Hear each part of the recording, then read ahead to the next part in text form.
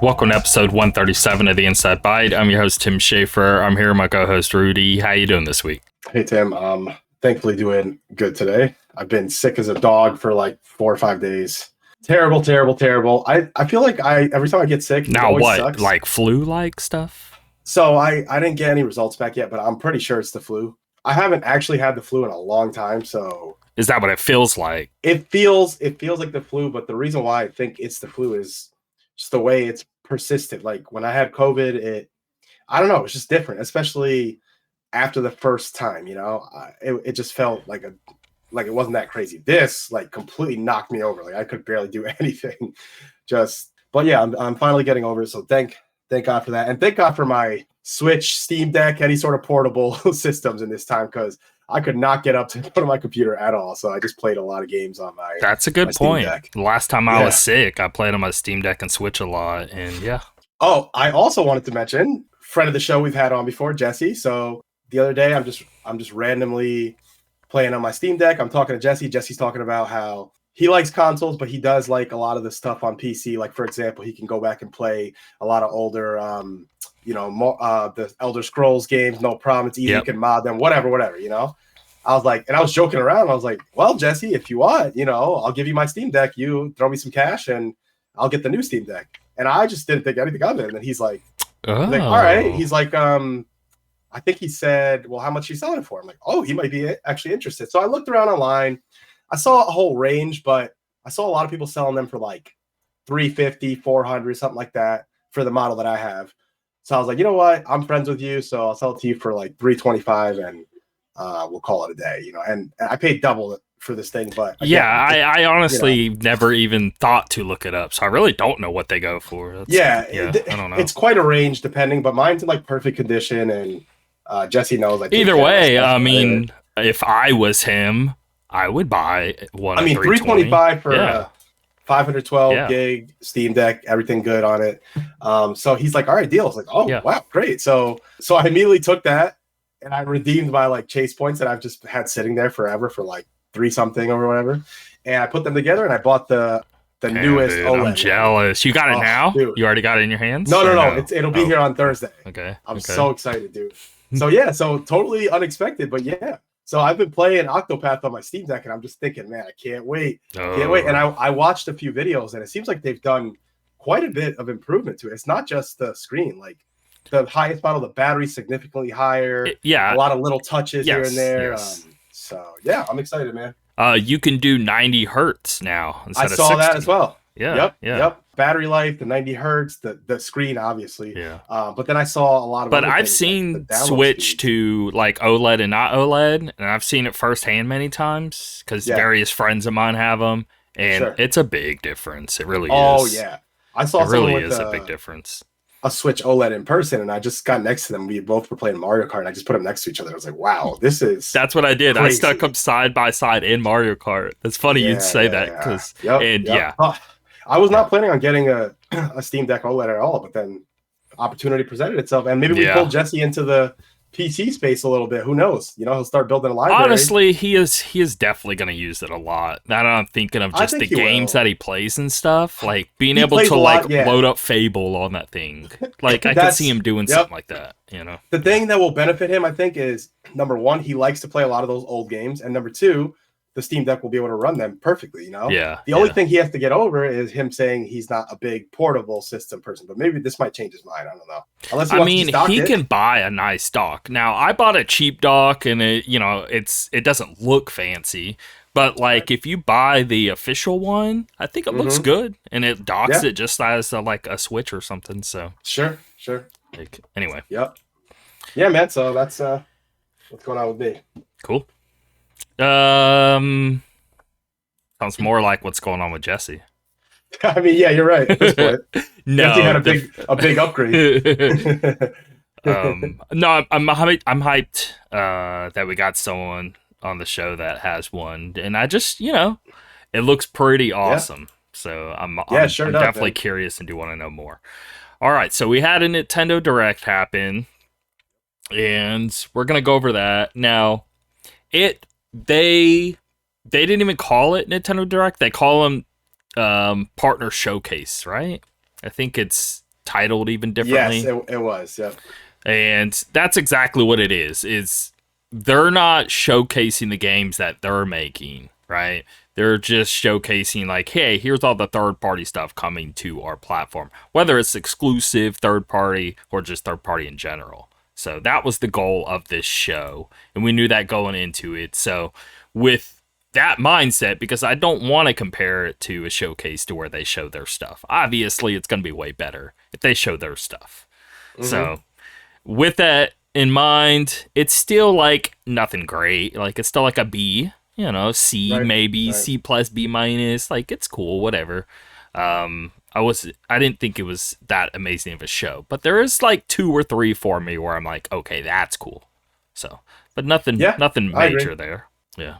Now, if I were to compare it, in the grand scheme of it all, I would put it like D plus, C minus, but I'm bumping it a little just because they weren't being. I gotta say, I think they are really good at appealing to a lot of people, because even when I watch a Nintendo Direct or a show like this and I think like, it wasn't that great, I'll see some reception online and there's always people who are like, wow, that was really good. I'm like, wow, I'm a little surprised, but hey, I guess something must have gotten to them in there, Yeah. So, I guess takes this first one. Sure. All right, Obsidian's Grounded and Pentiment are the first Xbox games coming to Nintendo Switch. Pentiment was released February 22nd, while Grounded will be released on April 16th. This is great news. I have not played Grounded, but Pentiment I actually think game. Grounded is really good, actually. I've heard good things about it, yeah. I mean, it's, again, I thought Power World was cool, too. Am I playing it right now? No, because there's just more important things I want to play.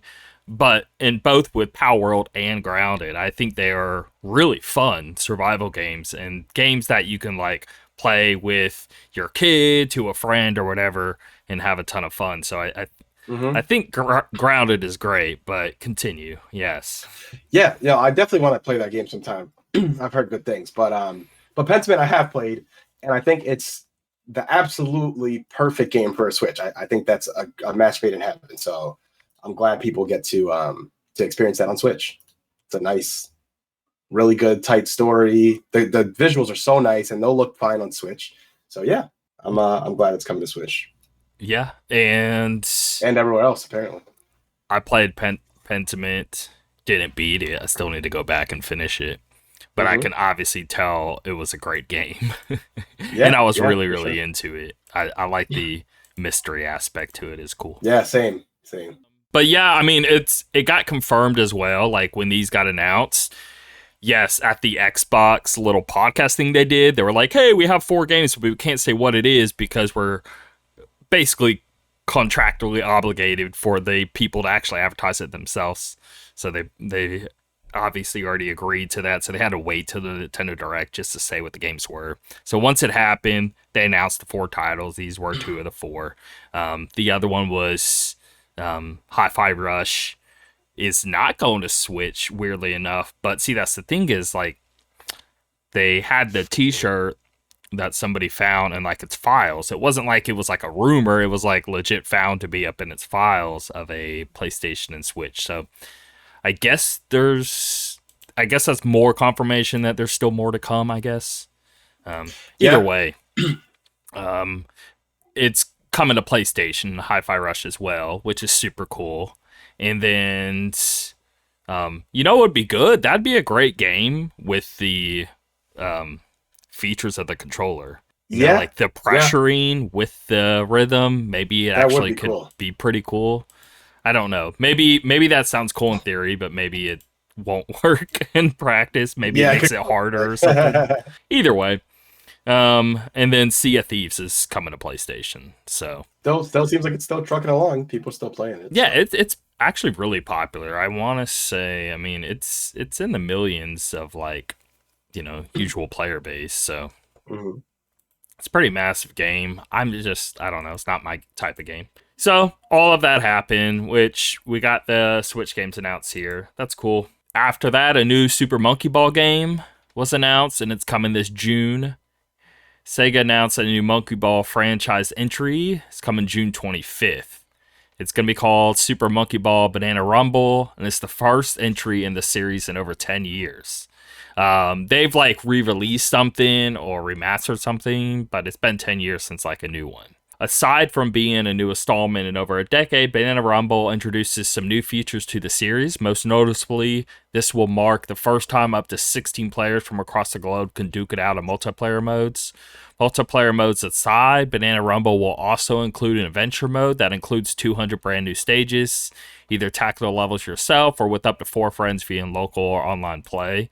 I'm actually a Monkey Ball fan, believe it or not, and I even defend the Wii version, even though a lot of people like to crap on it, because what they did is they introduced like a bounce button, which is like sacrilegious to its fans because the whole point is that you can't jump, and they added basically a jump button in the Wii version, but whatever. I loved it. I actually really like the series, and I am going to play this. I look forward to it. Online features as well sound really cool and fun to me, of like playing a bunch of different mini games. Monkey Ball's mini games are really good, and like playing that online, I'm actually about that, so I'm looking forward to this.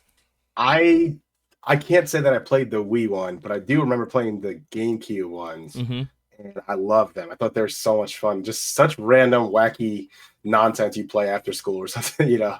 Yeah. It's always a good time. So yeah, that's exciting. I'm looking forward to that.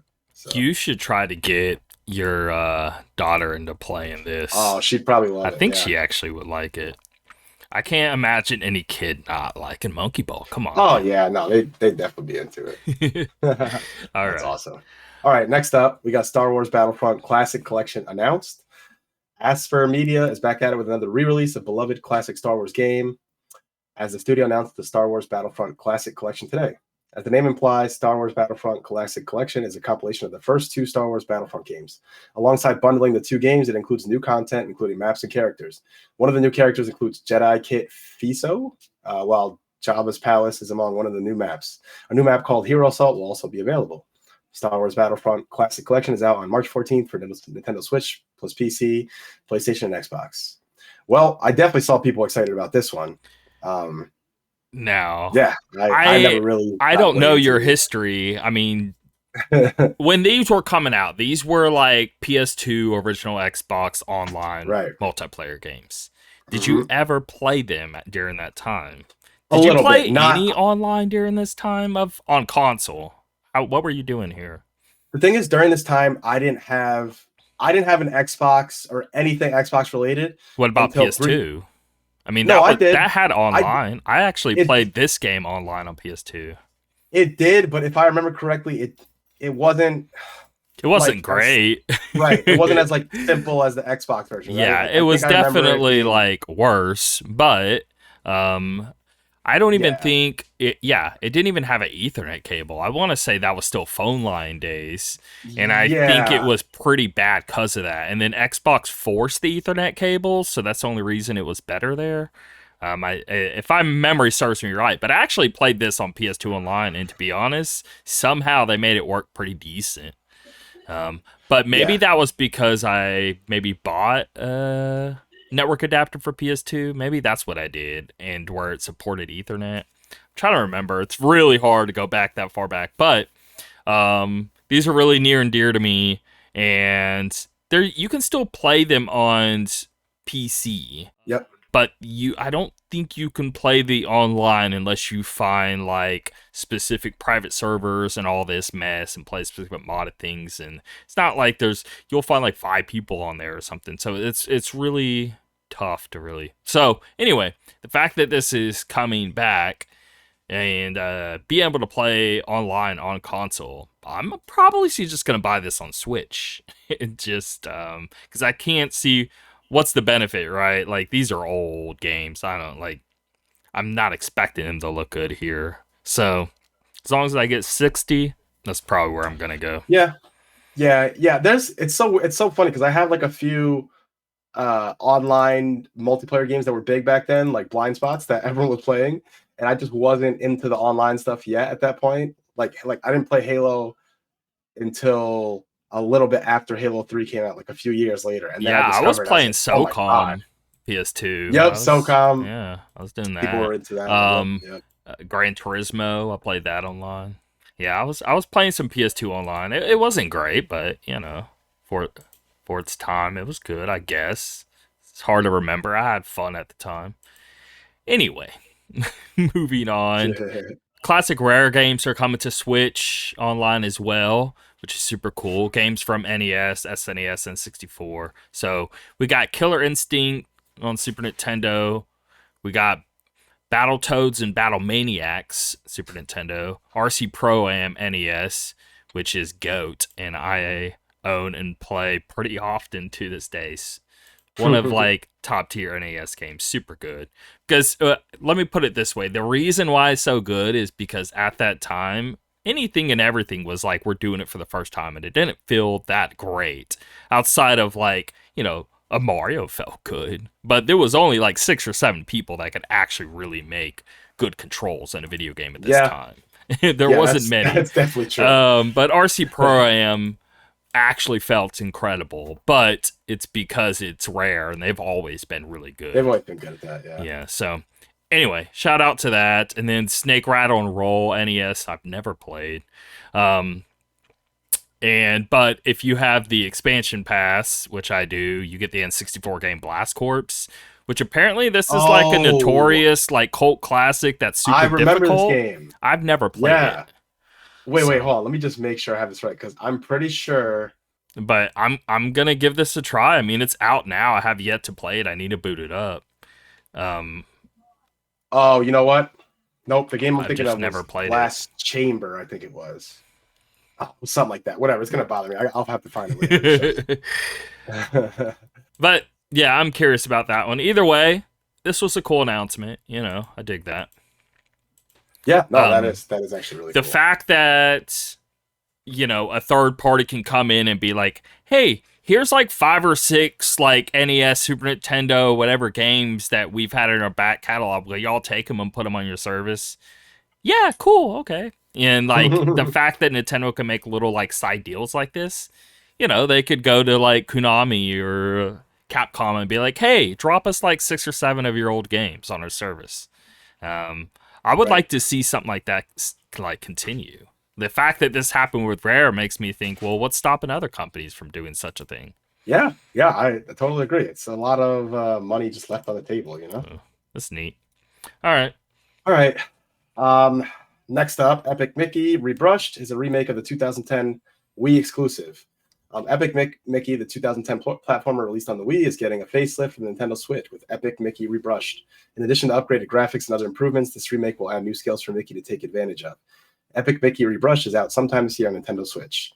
You ever play this one back in the day? Yes. I liked it. I want to say, wasn't it on? It was on other platforms. It wasn't just Wii. I want to say I played it on 360. So I played it on Wii though, if I remember correctly. But yeah, I remember thinking like there's some potential in this game. Some things I really like. Either way, maybe I was even emulating it for all I know. I don't even know. But yes, I played it. I thought it was cool. I just never played it like too much of it.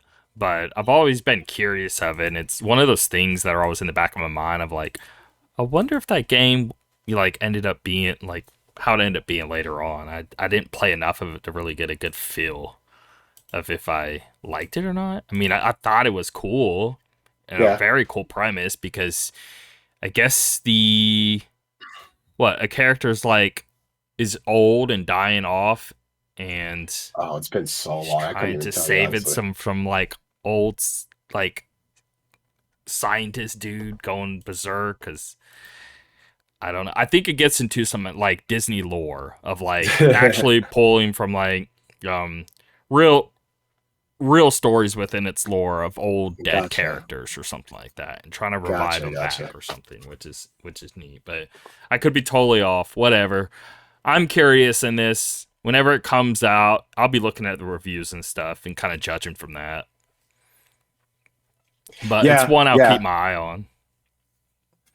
I think I might. I think that might be one that if it comes out and it's sort of like in between big releases, I'll probably pick it up because I am interested. But is this something that I'll put up there with other big, huge releases like Rebirth, for example, or something? Probably not. So, Shin Megami Tensei 5 Vengeance is a revamped version of the 2021 Switch exclusive. Roughly 3 years after today, Atlas released the Shin Megami Tensei 5, and now they're coming up with a sort of like, I don't know, not game of the year version, but something similar to that vein, where it's just like, hey, we're releasing some DLC, we're putting all into one package, and we're going to release on other platforms than just Switch, kind of thing. It's an enhanced version of the 2021 RPG with some new content, such as new locations, demons, and choices players can make. This enhanced version is a multi-platform release, not only released on the original, but it'll be PlayStation, Xbox, and PC. So I'm wanting the PC version because I want to play it on Steam Deck, because I still want to keep with its portability mind states, because it was made for Switch, and I think this game does work super well portable, because it's like good about, how much can you get done before the next, let's say, like, save point, where it works like Dark Souls, to where like, okay, it's really difficult to get to the next save point, but if you can pull it off, it's totally worth it, Right. Like as if it's the next bonfire, and they purposely play with the map to try to get you to die. So, well, I've heard these games are really challenging. I have not played the Shin Megami games, but yeah, I've always heard. Imagine that mindset, but it's also a turn-based JRPG. Gotcha. It's where it's like everything's dire, everything's like apocalyptic, and all this, and world-ending, and crazy monsters and all this, but instead of it just being like action-based in the moment, you're getting with all these tough challenges, whether it's the environment or the monsters you have to fight, and the amount of like weird side characters of side quests that you do, to where you're not quite sure if they're even good or bad, and sometimes they can screw you over and stuff like that. So I think they're phenomenal. So I'm really obsessed over 5, and so I'm definitely going to pick this up when it releases for Steam, and be perfect. It's pretty awesome, man. Because Switch version's 30 FPS. So that'll have to be. But no, as soon as I saw that, I was like, I know Tim's gonna be all over this one. So yep. All right. Next up, we got Endless Ocean Luminous, which is coming to this Nintendo Switch this May. Another game franchise that appeared on the Wii made an appearance today. Endless Ocean Luminous is a scuba diving adventure game and a second sequel in the Endless Ocean franchise, following 2010's Endless Ocean 2: Adventures of the Deep. In Endless Ocean Luminous, players will venture across the Veiled Sea region to discover all the marine life inhabiting the area. According to the store listing, Luminous has over 500 species of marine life for players to discover. Endless Ocean Luminous is out May 2nd on Nintendo Switch. I actually didn't play this back on any previous Nintendo console. Me either. So, yeah. I've always weirdly been like, I wouldn't buy this game, but I'm very curious in what the hell this Endless Ocean. I mean, no matter how many like screenshots and videos I see of it, I'm never like, I don't get it. I don't understand. To the best of my knowledge, it's you're trying to capture record of everything that you see, but like, in how and what way? How is it like? How do you progress? Is there like gameplay mechanics based around it? There's so many questions I've always had, but I've just never been curious enough to actually just go and buy and play. But I don't know. Again, this is going to be another one of just seeing what others say when this comes out, and if it's making like a big enough splash or not. Sure. No pun intended. Yep. It's online. This doesn't mention it, but yes, you can play this apparently online. So I'm just had to mention that. Not quite sure how the online works, but yeah. You can swim with other people online. Again, I don't understand what you're doing exactly, but you can do that. So. Yep. Okay. Very cool. South Park Snow Day. We already knew South Park Snow Day, a new 3D co-op game, is coming to PC, PS5, and Xbox Series X and S on March 26th, but now it's also coming to Switch. So we have that, and, it's a new trailer. I don't know. This game doesn't really look appealing to me. I like South Park, obviously, but and I like those RPG games, but I don't know. This looks like one of those random N64 games where it's like, oh, that's fun, and the only reason we're playing is we only had like 6 things to choose from. So what are you gonna do? Yep. Yeah, and I gotta be honest, this South Park game, just it was not doing it for me. I'm so used. I don't like the way they look. It looks so unnatural. I don't know. It just made me feel weird. It does. It looks. It's like weird, like almost too 3D of graphics or something. Yeah, I don't know, man. It was strange. Give me more of the Stick of Truth and the other one there. All right. Next up, we got Ender Magnolia, Bloom in the Mist, which is a sequel to the 2021 game Ender Lilies. A sequel to 2021's Ender Lilies, Quietest of the Nights. In this dark fantasy Metroidvania, players control Lilac, who is on a mission to save the kingdom. We teased the sequel to Ender Lilies, Quietest of the Nights, nearly 2 years ago, and we have received countless requests from our online community for a second adventure. Binary Haze Interactive CEO Hiroyuki Kobayashi, CEO, wrote in a press release. It is an honor and a pleasure to announce our next title with the help of Nintendo during such a prestigious event. We have much to share in the very near future. Stay tuned. This is a really cool announcement. I'm excited about this. The only thing I'm not excited about is I'm mad at myself that I actually never beat Ender Lilies. I got really far into it. I remember you talking about it, but yeah, I liked it. I had like a few little issues with it, but the more I played it, those kind of went away, and I was like, I kind of really like this game. But I don't know. I love so much about it. I love the music, the visuals, the combat, but I don't know why I didn't finish it. So now I feel like I'm gonna have to finish it before this one drops. So the way he words it here, do you think Nintendo is helping with development costs? That's how it sounds to me. Yeah. Which, if that's the case, is it only coming out on Nintendo then? Right. Did they say what platforms it's releasing on? I mean, it's a Nintendo Direct, so it's just going to say Switch. That's the problem. Let's see. So these other games, you have to find out after the fact with these other games. So there's no telling. I mean, we can look it up and see if they found out. Yeah, I'm gonna see if I can look it up. What is it? Ender Magnolia is coming out on anything else? Ender Magnolia. Just see if platforms.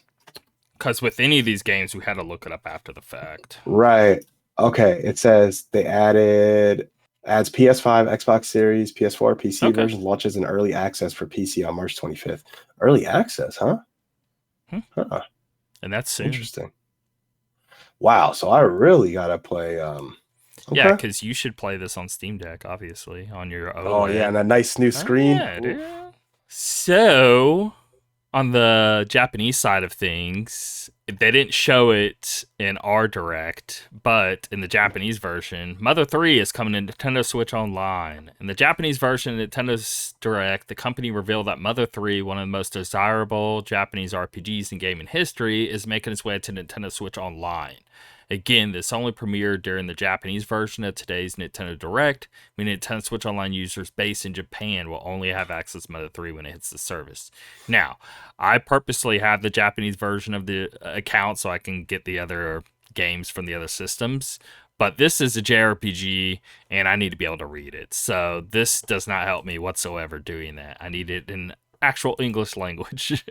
Anyway, for years, Nintendo fans based in the West have asked Nintendo to localize Mother 3, with many resorting to unofficial means to access it. Even series creator said last year that he would love for people in the US to play Mother 3. Again, at this point, I mean, this is worse than Bloodborne. This has been going for like 20 years. What are we waiting for? I don't know. It's got to be out of spite at this point. I think Nintendo is purposely now doing it just out of spite. Just be like, no, you've been asking us for years. Let us do what we want to do. Screw you. We're going to do what we want. And then they have this like vengeance that they just have to uphold and never release. Every time someone asks, they add another year. They don't even have to accept this like fan translation. They can literally pay anybody the lowest amount of money to just translate it for them and release it, but they won't. So there's clearly some other. Here's what the theories get out there of there being specific topics in the game that they don't feel is appropriate to have in a video game, yet they keep releasing it in Japan. So does that mean it only doesn't work here in the States? So are you saying that, what, you're worse or better than us? What are you saying here? I don't know. It's still... Freaking makes no sense, man. All right. But I've been wanting to play that one for a long time now. It's good. I've played it. I really like it. I think many should play it. All right, moving on. All right.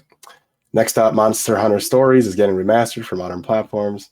With the Nintendo 3DS shop officially closed and physical copies of 3DS games not always the cheapest way of accessing games, owners of handheld and fans of Monster Hunter will be happy to know that the 3DS exclusive, Monster Hunter Stories is getting remastered for Nintendo Switch in addition to PC and PS4.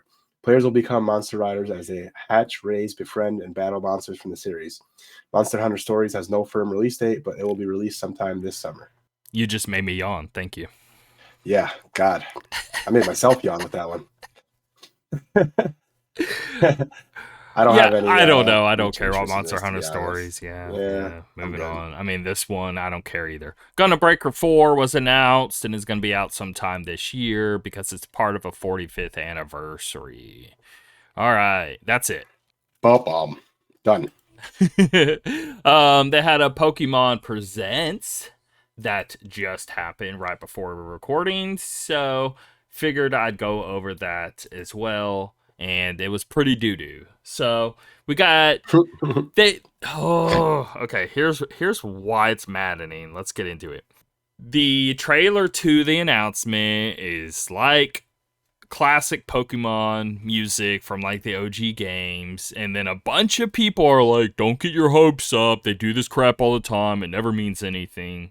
But I'm like, yeah, but what if? And I got my hopes up, and nothing happened revolving around that whatsoever. Because even when it starts, the video starts, and he's playing the music, and he's talking about, man, back around this time, however many years ago, we were just releasing Green and Red, here in Japan, and the classic music's playing, and they just go and talk about that. And then they just changed to a new... So to celebrate that, here's a Terra Raid event in Scarlet and Violet. Like, what? That does not... I don't know how that means that. It doesn't. So I was like, all right. Already crapshoot from the start. Let's go. And then they show some Pokemon Go stuff. They show a Pokemon trading card game that's mobile. That's cool, or could be cool, depending on how they handle it. I doubt I would play it, though. And then we got this sort of teaser right at the end of basically the next Pokemon, what it's going to be, or something. And a new Pokemon Legends game is out next year, so they're going to do, instead of... Very cool. Whatever. So...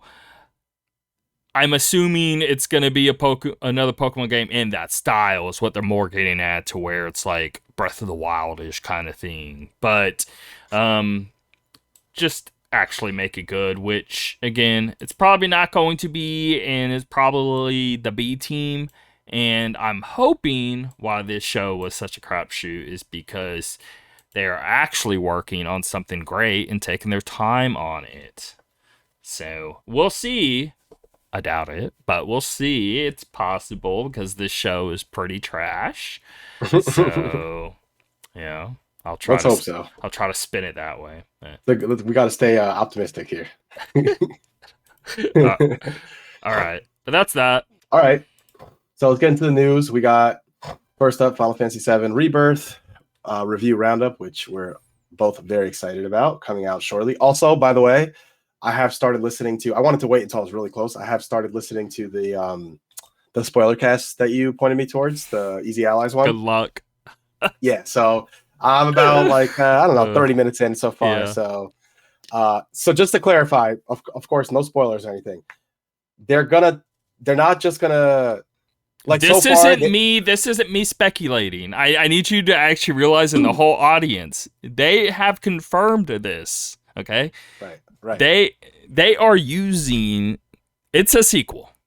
It is a sequel. So it changes everything the very moment you keep that in mind. And I've said it many times, but I think it changes everything, and it clicks so easy with just such a word. I feel. Yeah. So far, okay, that makes sense. So far, they've mentioned like some of the things that you might not know if you only play Final Fantasy VII, like for example, Zack and things like this that maybe are not familiar to people who've only played the first one. They've mentioned things about him in passing real quick, but you're saying they're gonna eventually give me good information about like knowing all this extra stuff before we play Rebirth. Okay. Yeah. I'm gonna listen to it on my way to work tomorrow. Now, if you're wanting a summary of what you've missed of the games, that's not what this video is for. This video is for, here's everything that's currently happening, but here is what the future entails, and here's why it's happening. More the video, it's like 75% for that reason. If you want a summary, go. I will find you a video I just watched. It was 40 minutes long. It was perfect. It went over the original game and Crisis Core and whatever, and Advent Children, so you can like get up to date. That'd be whatever. Cool. That you could find a better video to serve that purpose. So don't think that the video I'm talking about is even really for that. I mean, they have to talk about it to get to the next point, so you're going to hear all that. But the major point is understand what these 3 new games, what they are. And trying to understand the whys and whats to all of these deep things that they just keep confirming. So even for the longest time, there was this fan theory that they talk about in this video. And at the time, they even said in the video, this was a crazy theory that I really doubt is the case, but somebody mentioned it to me just yesterday, and I figured I'd mention it, to where when you fight at the end of Remake, and you're fighting Sephiroth, and there's 3 other characters you fight before you fight Sephiroth. And you're fighting 3 other dudes, and it's like somebody with a gun, somebody with a thing, and so they have different weaponry. People were thinking they were like copies of the party, like trying to represent Tifa and trying to represent Barrett, because one was fists, one was guns, whatever. But what they were actually doing was the 3 characters from Advent Children before it turns into Sephiroth. So at the end of Final Fantasy VII Remake, those are the 3 characters you fight. So when they did the Advent Children movie that I went to go see, before the movie, they were explaining the importance of the movie, and they mentioned that fact before the movie starts, that, oh, those 3 guys, those were the dudes from Advent Children. And they officially state that before the movie starts, and everyone's like, whoa, I thought these were just a crazy fan theory. So, like, that's just an example of a confirmation, but you're going to see a lot of things said in this video that have been confirmed after the fact, and I don't think there's anything left in theory from that video at this point. Okay. So it gets a really understanding of the lore and deep understandings of what's going on under the hood. That's the point of this video. Sure. Not like a summary of the OG game. Right. So okay, so maybe I'll watch both. I'll watch the one that you recommended and then something like that too. All right. Okay. Anyway. Oh, and by the way, so people know, I'm talking about Maximilian talking with Easy Allies. Sorry. Oh, yes. Forgot to. That's what I was referencing the whole time. All right. No, moving on. So far. All right. So anyway, it has a 93 Open Critic average, which is obviously very good. IGN gave it a 9 out of 10. They said it impressively builds off of what Remake set in motion, both as a best-in-class action RPG full of exciting challenges and an awe-inspiring recreation of a world that has meant so much to so many for so long. So high praise, obviously. Destructoid, 9.5 out of 10. Final Fantasy VII Rebirth somehow manages to spin multiple plates without smashing any of them. It's over the top serious when it wants to be and utterly absurd the next moment. Great Final Fantasy games have always managed to walk this line, and it's a testament to how the brand has stayed relevant for decades on end. Gene Park, 5 out of 5. Final Fantasy VII Rebirth is so good it nearly wrecked my life. Whoa, that's quite a statement. I'm so glad to see all the great reviews. I was going to play this game no matter what, as I know you were too, but it's cool to see that people aren't saying it's just, oh, it's good. It's like people are saying, like, wow, this is like really, really great. So that's awesome. Yeah, because, like, maybe I will play it, be excited, like it anyway. But it's good to know it's even better than, you know, people could be saying like, around an 8, and I would still be hyped, and I would still enjoy it and all that. But to see people with such high praise only makes me just naturally far more excited. Yep, I'm with you. Yeah, so where you have Crisis Core, the original game, right where Crisis Core ends, that's where the original game starts. Original game ends, that's where Advent Children starts, and then right where Advent Children starts is where Remake starts. Right where Remake ends is where Rebirth starts. There we go. So that's what's happening there. All right, moving on. Death Stranding documentary. Hideo Kojima's Connecting Worlds is streaming now on Disney Plus, so you can go watch that. I do want to see this, obviously, but I don't know. I just don't know, because I don't know what to expect at all. It makes it hard to be like, oh my god, I gotta see that, because I'm so lost on what it really... Is it them just talking about the struggles of making the game? Or are they talking about the lore behind Death Stranding? I don't know which direction they're taking it. Maybe it's in all directions. I don't know. But yeah, I have no idea what to expect, but I'll check it out. Obviously, Hideo Kojima documentary is something I definitely won't pass up. So. Yeah. Interesting choice where it ends up. I don't know. I just surprising to me on Disney Plus. I don't really get it, but I guess money. I don't know. Yeah. But I just don't see him simping for something that hard. So I think it's probably a genuine like, oh, I like Disney. Yeah. I don't know. It's hard to know. All right. I am going to talk on this and give you that last one. Okay. Well, actually, there is one even below that, but whatever.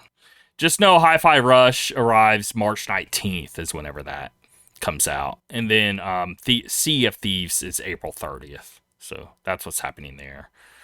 Okay. And then let's get into this. So, okay.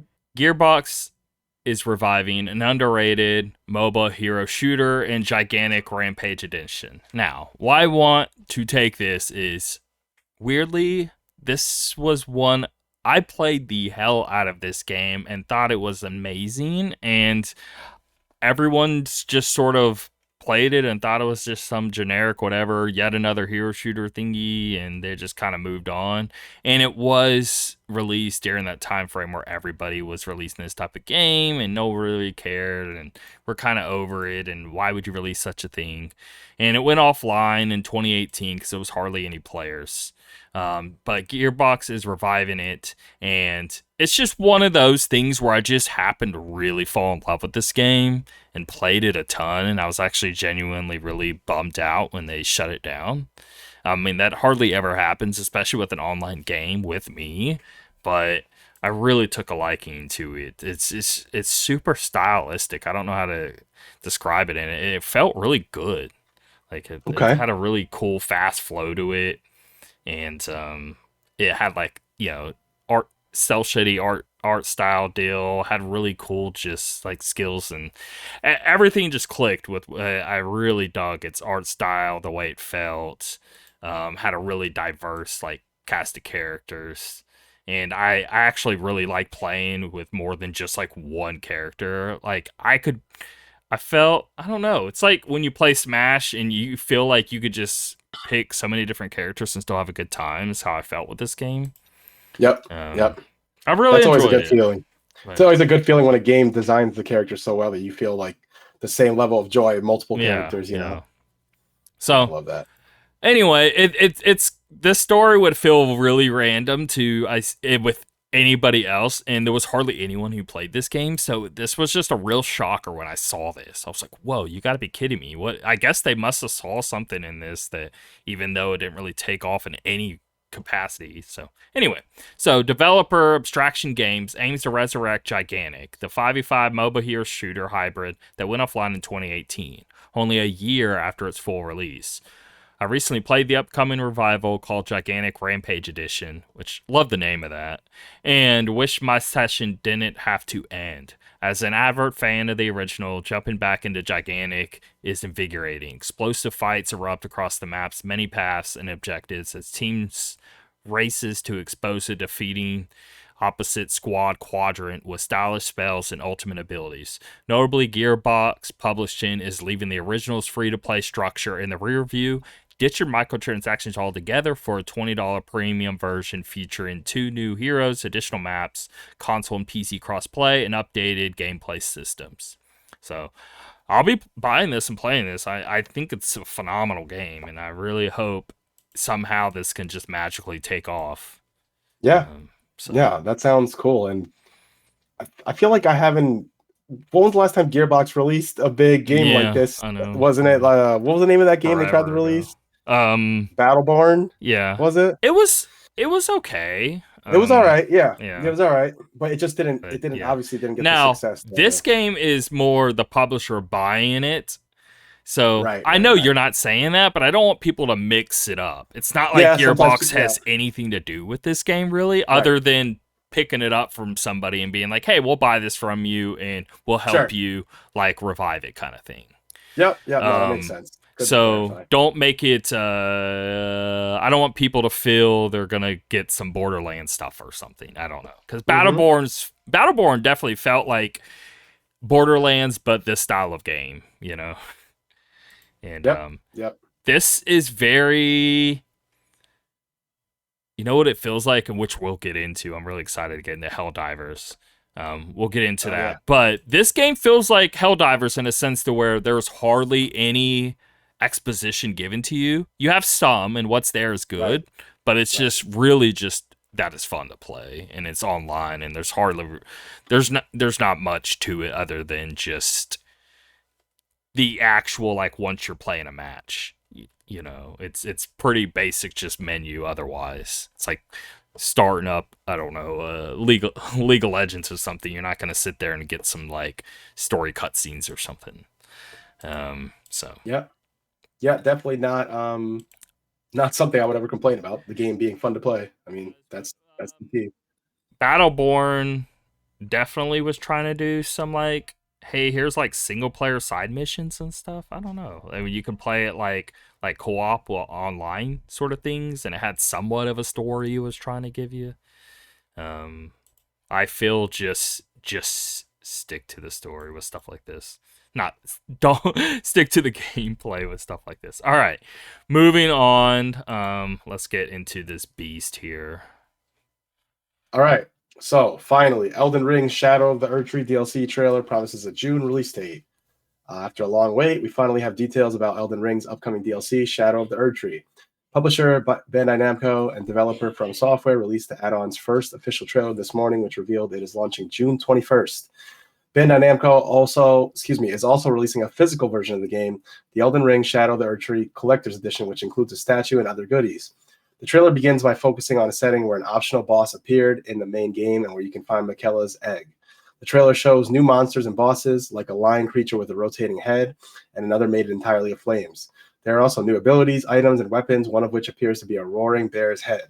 There's also some kind of porcupine alligator creature, and the player characters sprouted angel wings in one fight. These are just a few of the standout reveals. Jeez, this sounds so crazy. I can't wait. The game's official product page does confirm a few additional details, like the name of the main boss seems to be Mesmer the Impaler. Shadow of the Erdtree is also not standalone, despite carrying a $39.99 price tag. The page refers to it as an expansion, and it will require the base game. Here's the official description. The Shadow of the Erdtree expansion features an all-new story set in the land of Shadow, imbued with mystery, perilous dungeons, and new enemies, weapon, and equipment.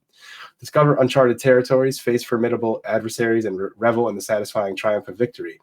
Dive into the riveting interplay of characters where drama and intrigue intertwine that create an immersive experience to savor and enjoy. Yeah, I think this looks fantastic, man. I watched that trailer a few times. I was like, this looks so good. I can't wait. And I actually I re-downloaded Elden Ring because I just wasn't playing it anytime soon, so I had uninstalled it. Well, I hear it runs solid 60 on Steam Deck, no problem now. Yeah. So Actually, that's what I was getting at. I downloaded it on both my Steam Deck and on my PC, and on my Steam Deck, I was like, wow, it actually runs really well. But on my computer, it felt even. I don't know, it just felt better than I ever remember. You know, it was like pretty good. I know I had little hiccups back then, yeah, but man, and then instantly, like a few minutes later, I'm like, should I play this again? I'm like, okay, wait, stop. We have too many games to play right now. There's no need to do it. I'll just wait till it comes out. But yeah, I'm excited. I'm glad I stopped. Also, I didn't do a new game plus because I hear that you're gonna have to have some way into the game to be able to access the DLC probably. So I don't want to get caught in that thing where you're at the beginning again. Oh yeah. When I the know what you DLC mean. drops. Yeah. Mm-hmm. So yeah. Now, I played 120 hours, something like that. Yeah. But at the very end, I stopped. I never actually rolled credit. Well, I don't do credits even roll. I never rolled credits. I got. Do you remember? I fought the two guys that I can imagine them in my head. It's like a fat one and a more like the monk guys. Yeah. Yes. I know what you're talking about. So you're pretty close to the end then. Yeah. I beat those guys, did a little more. I played since then, but I didn't make any like mainline progress. That was the last mainline progress that I did. Mm-hmm. Was fighting those two guys. And I know it's close to the end. I just don't know exactly how close and all that, but either way. So I guess, just sometime before this comes out, I'm just gonna finish it up and then roll right finish into that last part up. Yeah. Yep. There you go. Yeah, I'm excited. I did see a few people saying they were surprised at the price tag, and I don't know. I guess it never really occurred to me. Only I guess because I know how good and how big this is going to be. It never occurred to me like, wow, this is too much money for this. I don't know. It just never really crossed my mind. Look, it's all like depends on so many variables, and we just we've played their past DLCs. We expect it to be good. It's any one of them that I haven't played them all, but any one of them that I did play, I liked. So I don't. I have trust in this, and I'm sure it'll be great, and I'm sure it'll be worth $40. I mean, I'm sure it'll be worth it. Yeah. I doubt I'm gonna like, oh man, I really regret this. I doubt it, but we'll see. All right, and finally, just to wrap it up, Sony testing PC support for PlayStation VR 2. This is big news. I'm happy about this. We're pleased to share that we are currently testing the ability for PSVR 2 players to access additional games on PC to offer even more game variety in addition to the PSVR 2 titles available through PS5. A new PlayStation blog post published today reads, "We hope to make this support available in 2024, so stay tuned for more updates." That's a smart move, in my opinion, because you're going to pull in a ton of extra people who might actually buy your headset, who don't have a PS5. So if it's a matter of me plugging this in and now I just have a new PC headset, cool, awesome. Yeah. If this means that I can only access some PSVR 2 stuff, because the way this is reading, we are currently testing the ability for PSVR 2 players to access additional games on PC to offer even more variety in addition to the PSVR titles available through PS5. So like, hey, we're gonna be able to put more games onto our platform that won't actually support the PS5, but it supports on PC. So we'll release there that you can play through with this headset. Is that how that is being worded here? I sure hope not, but you could be right. Anyway, if it is just I can buy the headset and play on my PC, I'm probably going to do that, actually. Yeah, same. And I'll just sell my current one because I'd rather have this one. So I think it's actually a pretty great headset for $500. Now, if it means whatever weird wording is happening here instead, I'm not. I don't want to be limited. I need to be able to like access my Steam library and stuff. Like I don't. Sure, I agree. That's I don't know. That's weird. A little weird here. I'm very curious. So I tried to get clarification, but I can't find any. So because I guess I don't think anybody really knows. All right. But yes, that could potentially be very, very cool, I feel. Yeah, for sure. So, all right. let's get into well, talk on Octopath first here. Yeah. I'll mention Octopath first. So I've been putting a lot of time into Octopath lately, and I love it. I think it's really fun, and I'm kind of trying to feel out how I want to approach leveling my characters, because what I've done so far is my first character that I started with, I did 2 chapters with her, and I got her to level 16 because I had saw that it said, hey, the next her next chapter. Oh, I'm sorry, I only did 1 chapter of her.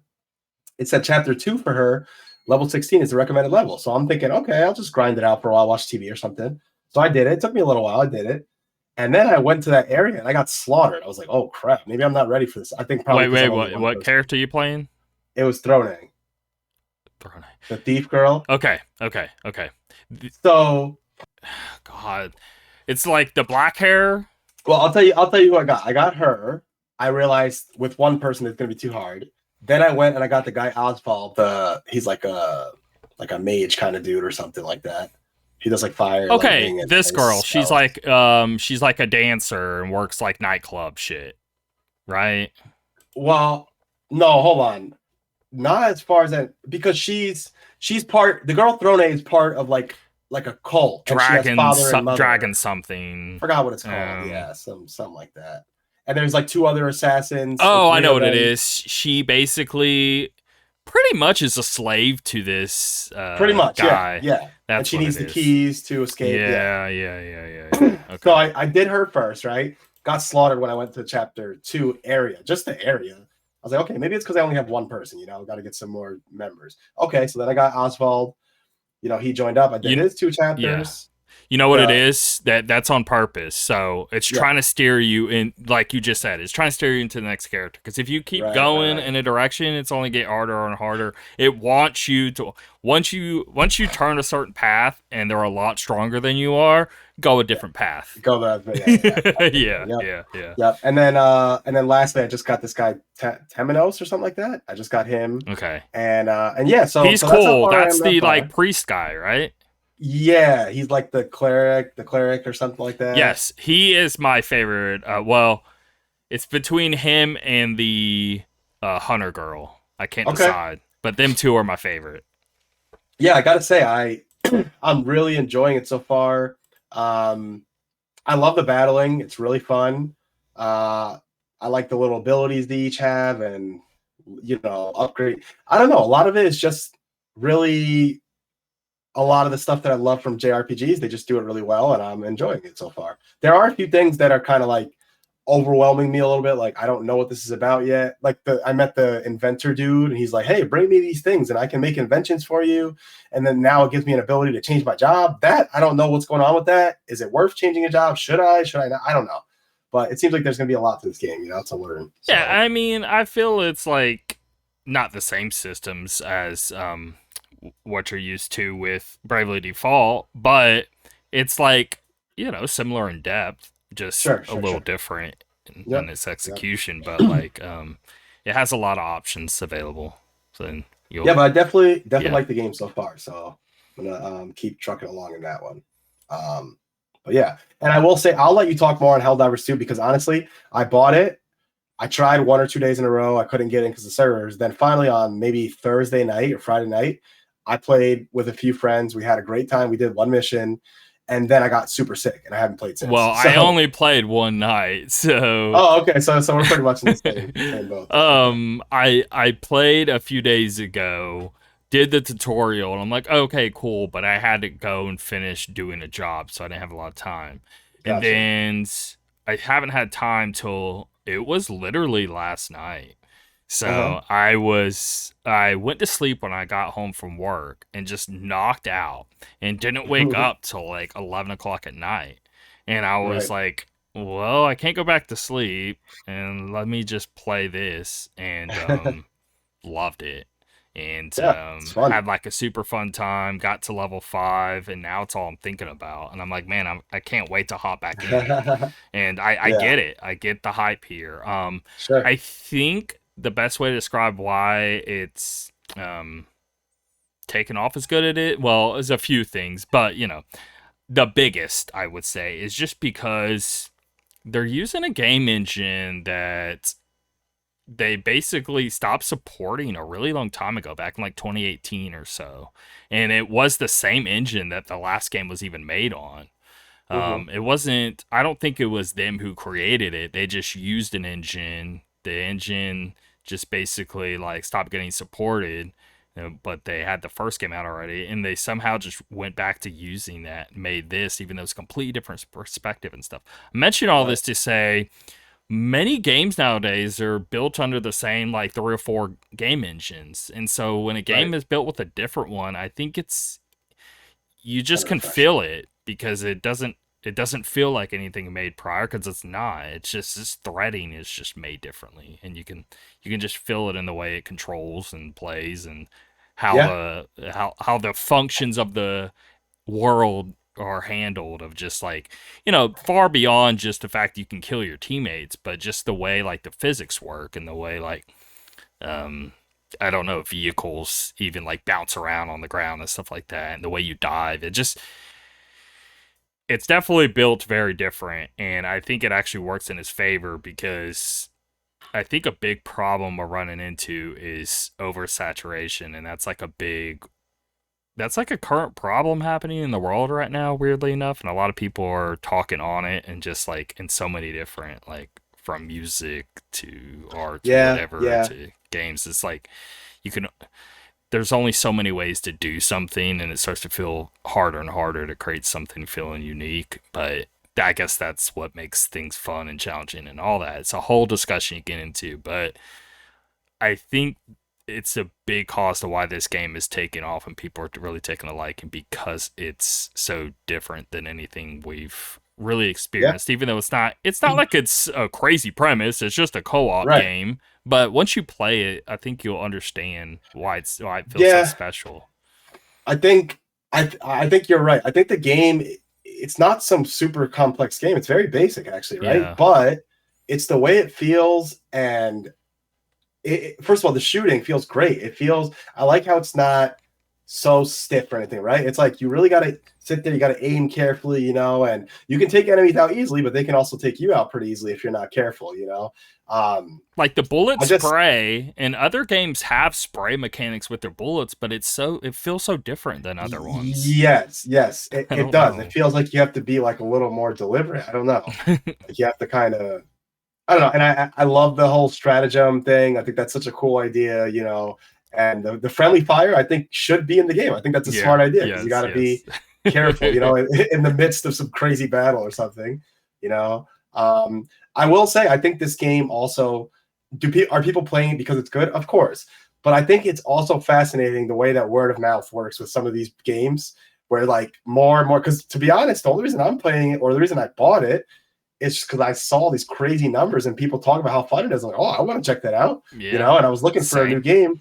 I was looking for a game to play with anyone, or even with you, because we haven't played anything lately together. So speaking of which, we got to do that now, because we could have me, you, I have a few other Yeah. I'm people. It'll I'm be I'm fun. playing tonight. I mean, I want to jump back in. Like, Yeah, yeah. I could So probably play tomorrow for sure.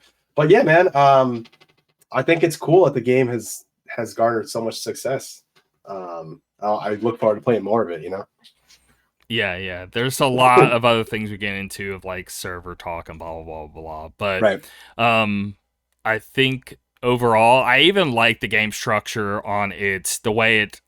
So you level up in the game, but the way it does progression, it's not like, oh, the higher level, the better guns you buy. That's not how it's working. So all the levels do is just basically unlock points for you that you can spend on like different pieces of gear, so you can work towards different like builds of like, oh, this one has more defense, this one makes you faster, stuff like that. But nothing's necessarily better or worse than others. There are some that are some better in certain ways, but Right. whether you're level 25 or level 3, you actually can play together just fine. And nobody feels like underpowered, overpowered. Um, there's just, I like the way that's structured. I like the way that when you go to the map, like you can just see different sessions going on around the map, and you're like, oh, I want to jump into this session with these two people doing this mission. And you can see what difficulties you're playing on and stuff really easily. You can start your own, and then random people can join you or not. Turn that off and on, whatever. The cross play is just a tick on and off.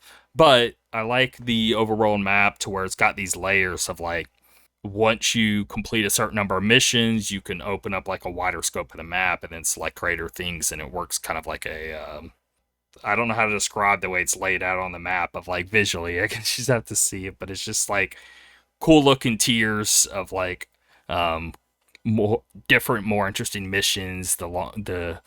The more you unlock, but you're just unlocking like various like content. You're not, I don't know, you're not separating yourself from the rest of the player base. And usually a game is like that. Usually the Yeah. more you play it, the more you get separated to other people in your rank or something like that. But since it's not PvP and it's just straight Mhm. co-op, and they definitely just want all people playing at all times, it handles progression very differently in a way that I really enjoy. So um, Yeah. Yeah. I think it's great. I mean, I don't think anyone would have guessed this, but they just released a banger.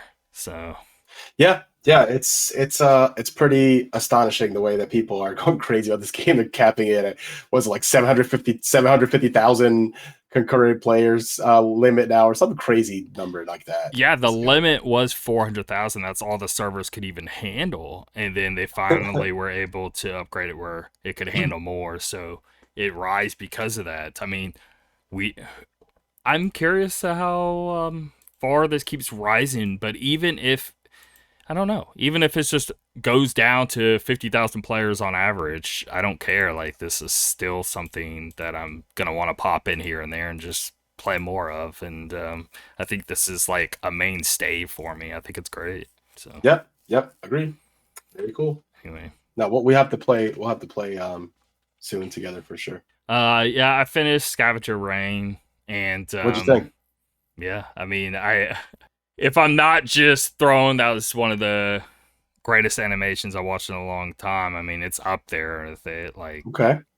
if it's not a 10 out of 10, it's a 9 out of 10 kind of mindset. I don't know. I have to, like, it's hard to think about it on a critical level because it's not like its story is even that important. It's just the way I don't know, the character's journeys. I don't know how else to word it. It's just I don't get lit and watch Scavengers Rain and you'll have a good There you go. time. So I'll just leave it at that. So new game watch and we'll get out of here. All right. Oh, Oh, sorry. sorry. I thought you were gonna do it. Rebirth. I talked on a demo last week, but I just Uh-huh. put it here because I forgot to mention they Uh-huh. released the patch, right, of the demo and the new content, right? And yes, it looks far more clear now and higher res and all that. It doesn't look, actually, it doesn't look blurry at all. You know, in the like before when we were playing it, like it looked a little muddy if there was like a lot going on and move the camera a lot or something, or just like because the dynamic resolution with the demo. But now the resolution's staying up there, and it looks so much better. And That's great. I played some of the I played the new content bit, and you Oh yeah. basically get like a bit of a feel of the open world, so you get to understand how it's structured, which is really cool because it works in a manner of I guess you just get to see, I don't know, it's not quite like Ubisoft formula or anything like that, but there are points on the map, but it's almost like different things and events are kind of popping in and out or something of different things you can do, or maybe there's like, let's say a monster flies in and it's like a job like you were talking about with 16, how you have different hunting jobs that you gotta like can take down. Well, in this game it will like come in and it'll be like, oh, this is a level whatever thing with basically this big of like a reward if you take it down, but it can kind of happen in the moment. So I saw an example of that, which was neat. I just saw the way they handle the open world because I was a little curious in just exactly how big it felt. Yeah, I don't know. It's like it's not like Breath of the Wild or Tears of the Kingdom where it's like the biggest map in a video game, you know, or like Witcher 3, but it's also not even close to a small map either. I guess I would put it in, I don't know, I'm trying to think of a good comparison. Maybe Fallout kind of size. If you could remember like three or four, how it felt in its size, maybe something along those lines. It's definitely big enough. It doesn't need to be bigger. Right. But I just don't want, you know, it's hard to... Tear the Kingdom map or like a Witcher 3 map is so gigantic. And they're purposely trying to be like Skyrim, you know, like you like Google like biggest maps ever in video games. I don't think it's going to fit into that category by any means, but in no way does it feel small. So it just feels appropriate. I'm glad that that they have done the sort of open world sort of thing, but I am also glad that it's not some overwhelming thing. I don't think Final Fantasy VII needs to be that, you know. So I'm perfectly fine with the way that it. Yeah, as long as it wasn't small enough where it felt fake, like you don't actually feel like you're going from one town to the next. I wouldn't want that. It actually would. It actually does feel like how you would imagine it being when you were playing it originally. You know, when you're like walking over an overworld map and you're going to the next town, and the way you imagine that playing out in real life is how this game plays out. I think they did a good job on like what they were trying to do originally could actually achieve, but it's not trying to go bigger than that. Yep. Anyway, all right. New game watch when we get out of here. Euphoria, The Saga 2, all platforms March 1st. Quilts the Cats of Calico, PC March 5th. The Outlast Trials is coming to consoles, so it's now out on Xbox One, PS4, newer systems, and March 5th, just not Switch. As Dusk Falls is now hitting PlayStation March 7th. Like we've said a million times, this would be the one out of these that you should definitely play.